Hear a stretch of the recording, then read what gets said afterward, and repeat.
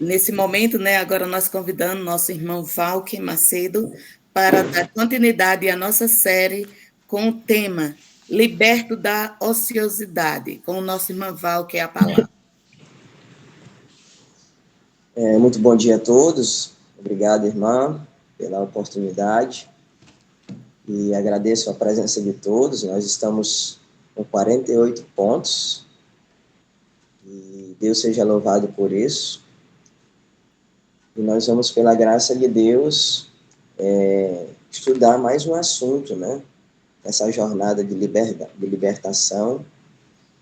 Que Deus abençoe aí os irmãos do projeto e que continuem neste trabalho, né? Nesta labuta. É um trabalho árduo e estar todos os dias, né? Levantando cedo, orando e se lembrando das pessoas, de irmãos que estão precisando, carentes de oração, carentes de saúde. Eu vejo que é um trabalho muito digno. Deus se alegra muito em ver suas filhas, seus filhos empenhados neste trabalho.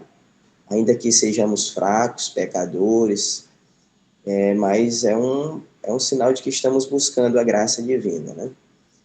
E esse assunto é um assunto muito, muito sério, irmãos.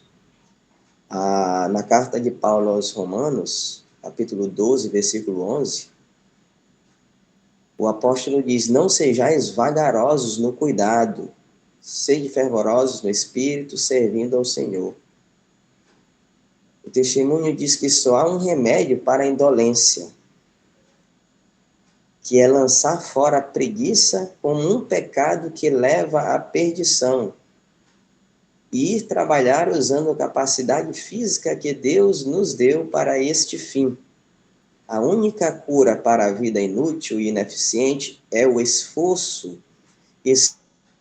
determinado e perseverante. Então, nós sabemos que a nossa obra, todo o trabalho que fizermos, não nos garante salvação, porque Cristo é quem salva.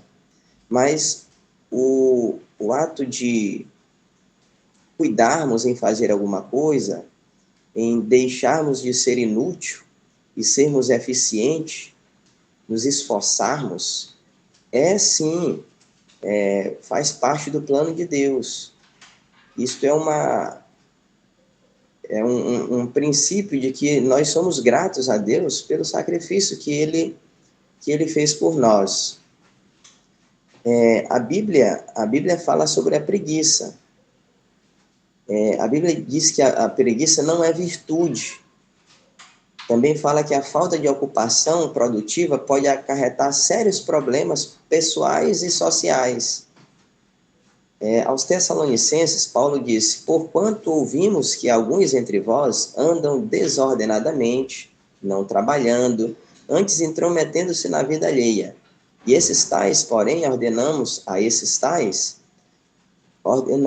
e exortamos por nosso Senhor Jesus Cristo que, trabalhando sossegadamente, comam o seu próprio pão. Aos Tessalonicenses, segunda carta, capítulo 3, versículos 11 e 12. Então, muitos, por não trabalharem, ficam intrometendo-se na vida alheia. E, às vezes, não é se intrometendo na questão de estar orando por ela, de estar ajudando ela, mas é fofocando, falando mal, causando contendas, coisas dessa natureza. E aí, essas pessoas acarretam vários e sérios problemas pessoais e sociais. Nós vamos ver daqui a pouco, porque eu percebi aqui que a preguiça causa alguns problemas mentais também. Logo mais eu vou dar um adendo sobre isso. Os preguiçosos não têm êxito na vida. É algo interessante também. A Bíblia fala em Provérbios que o que trabalha com mão remissa empobrece, mas a mão do diligente enriquece. O que ajunta no verão é filho prudente, mas o que dorme na cega é filho de que envergonha. Os preguiçosos não têm bom senso. Bom, isso aqui é interessante, né? O preguiçoso, ele não tem bom senso. Ele diz, um leão está no caminho, um leão está nas ruas. Como a porta se resolve nos seus gonzos, assim o faz o preguiçoso na sua cama. Esconde a sua mão do prato, e nem ao menos quer levá-la de novo à boca. Mas sábio é o preguiçoso a seus olhos do que 7 homens que sabem responder bem. Provérbios 26, 13 e 16. Então o preguiçoso, ele acha que todos têm que trabalhar para ele. O preguiçoso, ele não tem bom senso. E a Bíblia corrige o preguiçoso. O preguiçoso, geralmente ele não é uma pessoa bem-sucedida, porque ele tem muita preguiça, ele dorme demais. E aí vem uma mensagem para nós, irmãos. Às vezes queremos ter bens, queremos ter riquezas, queremos ter bênçãos de Deus, mas não queremos trabalhar. Queremos sempre estar dormindo. E a Bíblia diz, vai ter com a formiga, ó preguiçosos. Provérbios capítulo 6, versículos 6 a 11. É uma mensagem de Deus. O sábio Salomão diz, vai ter com a formiga, ó preguiçoso. Considera os seus caminhos e ser sábio. Então, é uma mensagem de Deus para nós. Quando te levantarás do teu sono? A Bíblia diz que há um pouco para dormir, um pouco para tosquenejar, um pouco para cruzar as mãos em repouso. Assim te sobrevirá a tua pobreza como ladrão e a tua necessidade como um homem armado. Então não é que você tem que ir dormir meia-noite e acordar 2 da manhã. Não, a Bíblia não quer dizer isso. Que há tempo para tudo, né? Na verdade, há tempo para descansar, há tempo para dormir, há tempo até para morrer. E há tempo para nascer também. Há tempo para nós nos dedicarmos nas coisas de Deus, na obra de Deus. Por exemplo, nós aqui estamos, neste momento, nos dedicando aqui, estamos com 60 pessoas, 60 pontos. E nós estamos dedicando este pouco tempo aqui para esta parte missionária, para contribuirmos e também assimilarmos, aprendermos algumas mensagens aqui nessa jornada. E realmente temos que ter cuidado com a preguiça, com a ociosidade, com a morosidade. Irmãos, o preguiçoso espiritual, queria comentar só um pouquinho aqui sobre o preguiçoso espiritual, porque nós que aqui estamos, trabalhamos também no sentido espiritual. E nós não podemos ser descuidosos, não podemos fracassar em alguns detalhes, porque esses que são mais espirituais são aqueles que estão, alguém falou outro dia aí, na linha de frente. E se você perceber, os que estão na linha de frente são aqueles que o inimigo está tentando devorar. E aí, se nós vacilarmos em alguma coisa, se nós fracassarmos em alguma coisa, o inimigo está lá para nos derrubar. Então, o preguiçoso espiritual, ele é descuidado, inconstante no estudo da Bíblia. O preguiçoso espiritual, ele é inconstante no estudo da lição da escola sabatina. O preguiçoso espiritual, ele é inconstante na oração. Hoje ele ora, amanhã ele não ora. Ele é inconstante na frequência aos cultos da igreja. Ele não é apenas sabatista. É lógico que, às vezes, por algum motivo de trabalho, etc., e a pessoa não vai poder ir no sábado, ou seja, no domingo, ou na quarta-feira, às vezes ele está numa faculdade, e Deus compreende isso. Nós não estamos falando com relação a essas pessoas que estão envolvidas em alguma atividade, mas estamos falando daqueles que falham sempre na oração, que sempre está esquecendo dos seus compromissos. Ele esquece até, às vezes, de guardar o sábado, irmãos. Ele é descuidado quanto ao sábado. Eu vou dar alguns detalhes aqui. Por exemplo, muitos no sábado vão aos postos de gasolina abastecer seus carros.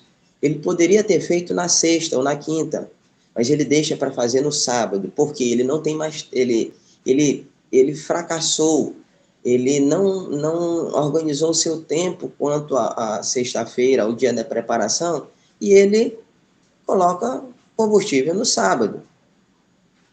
Tá?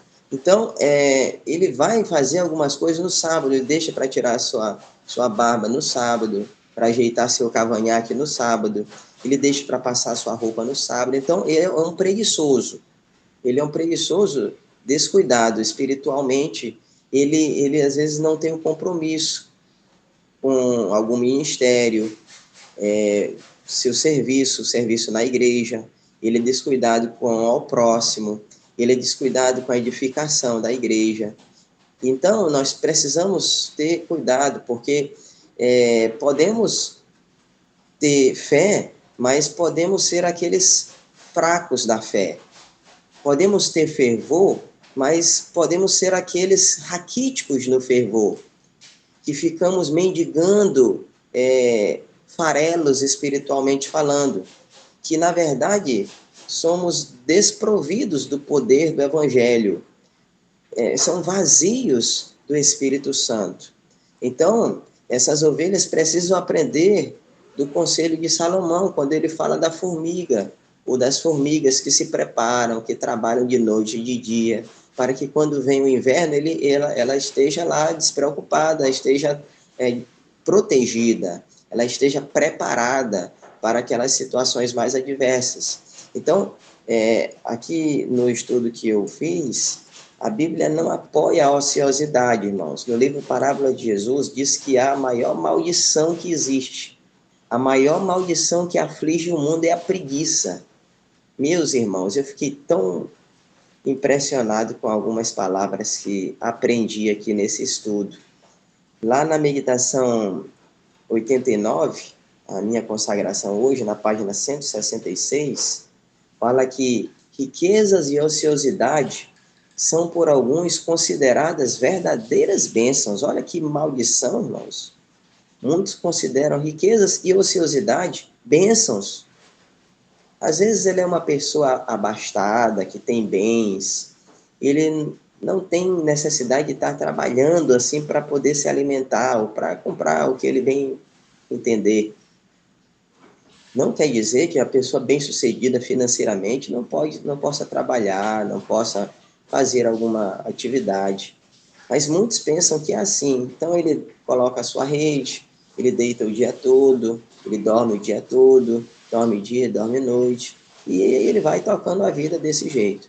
Mas os que estão sempre ocupados e que alegremente cumprem suas tarefas diárias são os mais felizes e desfrutam a melhor saúde. Irmãos, isso aqui é fantástico. Eu fico muito alegre com as palavras da Bíblia e do Espírito de profecia. O sadio cansaço que provém do trabalho bem regulado assegura-lhes os benefícios de um sono restaurador. Então, irmãos, trabalhar não é pecado. Na verdade, há um pensamento que diz que o trabalho é uma bênção e torna o homem feliz. Ellen White fala, está lá naquele livro que Como Ter Isso na Vida, do professor Alphonse Balbacas.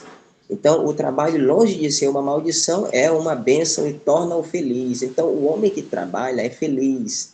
Na verdade, o homem que não trabalha é um miserável, é um desgraçado, no sentido real da palavra. Ele é uma pessoa desprovida das bênçãos celestiais. E, irmãos, o homem de verdade, ele precisa trabalhar. O homem com H maiúsculo, com H, é isso mesmo. Ele precisa trabalhar. Um homem que, onde ele não tem trabalho, ele fica desordenado, ele fica agoniado, ele sai de casa, ele fica com vergonha da mulher, ele fica com vergonha da família. Então, o homem, ele precisa, sim, buscar, trabalhar. Uma mensagem, irmãos, para os jovens também, aqui nessa ocasião.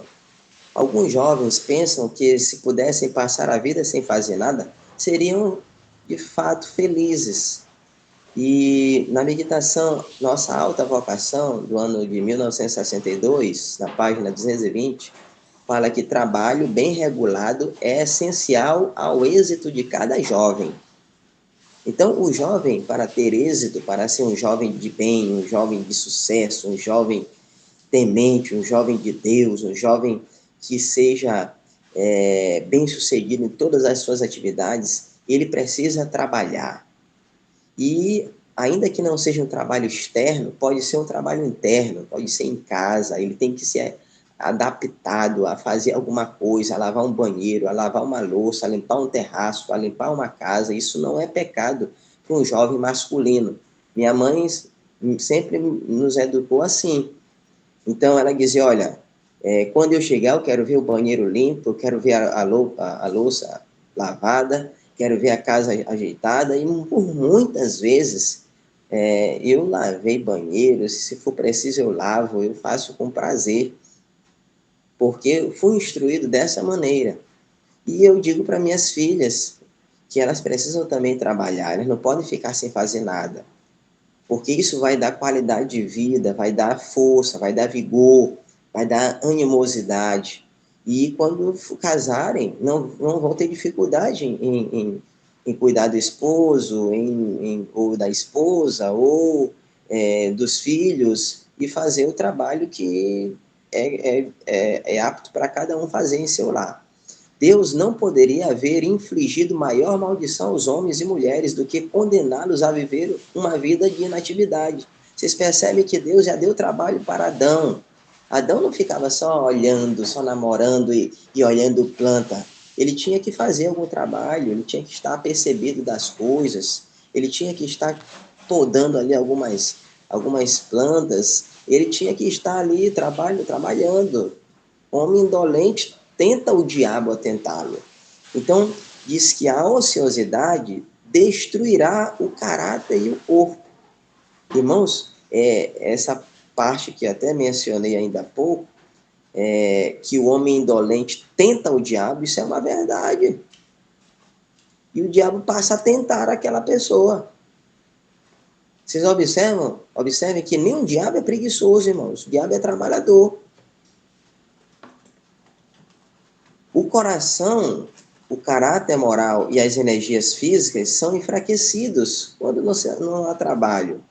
O intelecto também sofre.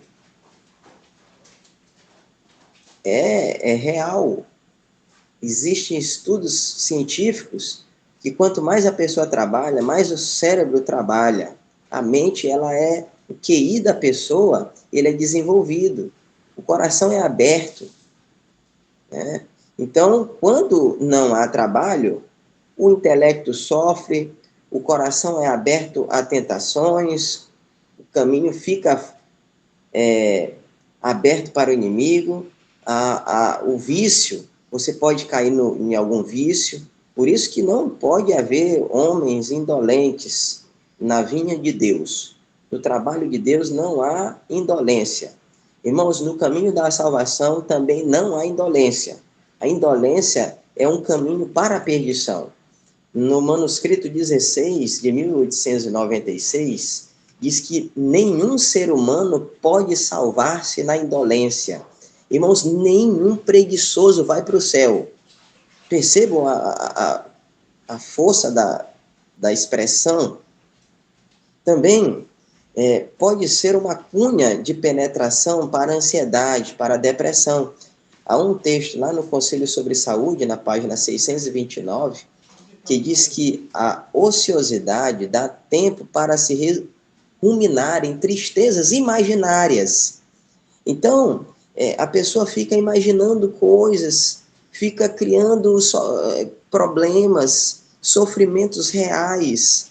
E agora ele fica tomando esse sofrimento do futuro. Ele antecipa problemas.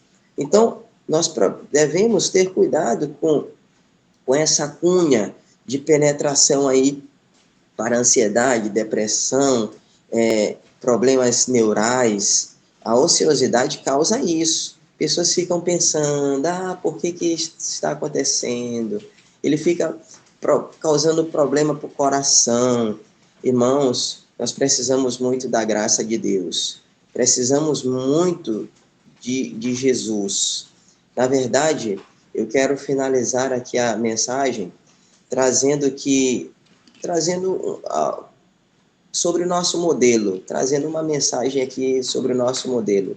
Jesus, ele foi e será o nosso modelo para sempre. A vida de Cristo é o nosso modelo. Diz a mensagem, a pena inspirada, lá no Parábola de Jesus, 345, que desde os mais tenros anos foi uma vida de fervorosa atividade. Cristo não tinha preguiça. Não vivia para satisfazer-se. Alguém pode dizer, mas Cristo não brincava? Claro, Cristo era, quando criança, ele brincava, ele sorria, ele cantava. Ele era filho de Deus, o Deus infinito, mas ele trabalhava com seu pai desde pequeno, com José na carpintaria. E eu fico imaginando, assim, a presteza, o cuidado de Cristo na fabricação dos móveis, a perfeição em fazer as coisas. Às vezes nós chamamos aqueles que gostam das coisas bem feitas de perfeccionistas. Às vezes até a gente mesmo nos chamamos assim. Mas, irmãos, fazer as coisas com zelo, com dedicação, isso não é ser perfeccionista. Fazer com zelo e dedicação é ser um imitador de Cristo. Você imagine que Cristo fazia tudo com esmero, tudo bem feito, tudo perfeito, tudo sem preguiça. O ofício de Cristo era significativo. Viera a este mundo para edificar caracteres. E como tal, toda a sua obra era perfeita. Olha que impressionante. Em todo o seu trabalho secular, manifestou a mesma perfeição que nos caracteres que transformava por seu divino poder. Amém, irmãos? Cristo é nosso modelo. É um modelo certo. É um modelo infalível. É um modelo que nunca falhou, que nunca falhará. Nós podemos ter certeza de que vamos ter sucesso se nós seguirmos a ordem de Deus, se nós seguirmos a ordem de Cristo. Diz aqui no Parábola de Jesus 344, é o dever de todo cristão adotar hábitos de ordem, perfeição e presteza. Olha que mensagem aqui para nós, irmãos, que estamos neste grupo. Não há desculpa para morosidade e imperfeição em trabalho de qualquer natureza. A pessoa diz assim, eu sou lento, eu sou lerdo, eu sou moroso. Irmãos, não pode haver morosidade. É verdade que tem pessoas que são mais ágeis que outras, mas você ser lento não quer dizer que você tem que ser imperfeito, tem que fazer as coisas com imperfeição, tem que chegar sempre atrasado na igreja, tem que sempre fazer o trabalho pela metade. Irmãos, quando alguém está sempre trabalhando e a tarefa nunca está concluída, isso está no Parábola de Jesus 344, é porque a mente e o coração não estão na obra. Irmãos, eu quero abrir um adendo. Eu vejo que tem tantas igrejas que iniciaram a construção e nunca concluíram. É porque o coração dos irmãos, o coração do obreiro, o coração do pastor, não está na obra. Quando o coração está na obra, você conclui aquilo que começou. Por isso que a Bíblia diz, antes de iniciar uma obra, calcule. A Bíblia é santa, é de Deus. Então, meus irmãos, não tem lugar para preguiça na causa de Deus. No céu não tem trabalho para preguiçosos. Na verdade, não tem espaço para preguiçosos. Então, abro novamente um adendo. A pessoa, às vezes, é mais lenta do que outra. E isto não quer dizer que ele não possa fazer o trabalho com dedicação, irmãos. Então, eu concluo com a carta 51 de 1894. Evitai os que são irreverentes. Evitai aquele que ama a ociosidade. Evitai o que for zombador das coisas sagradas. Esquivai-vos à companhia daquele que usa linguagem profana, ou é dado ao uso de um copo que seja de bebida alcoólica. Não escuteis as propostas de um homem que não tem percepção de sua responsabilidade para com Deus. A verdade pura que santifica a alma, dar-vos-á coragem para vos desvencilhardes da mais aprazível relação de amizade com quem sabeis que não ama nem teme a Deus, nem conhece nada acerca dos princípios da verdadeira justiça. Podemos suportar sempre as fraquezas de um amigo e sua ignorância, porém, nunca seus vícios.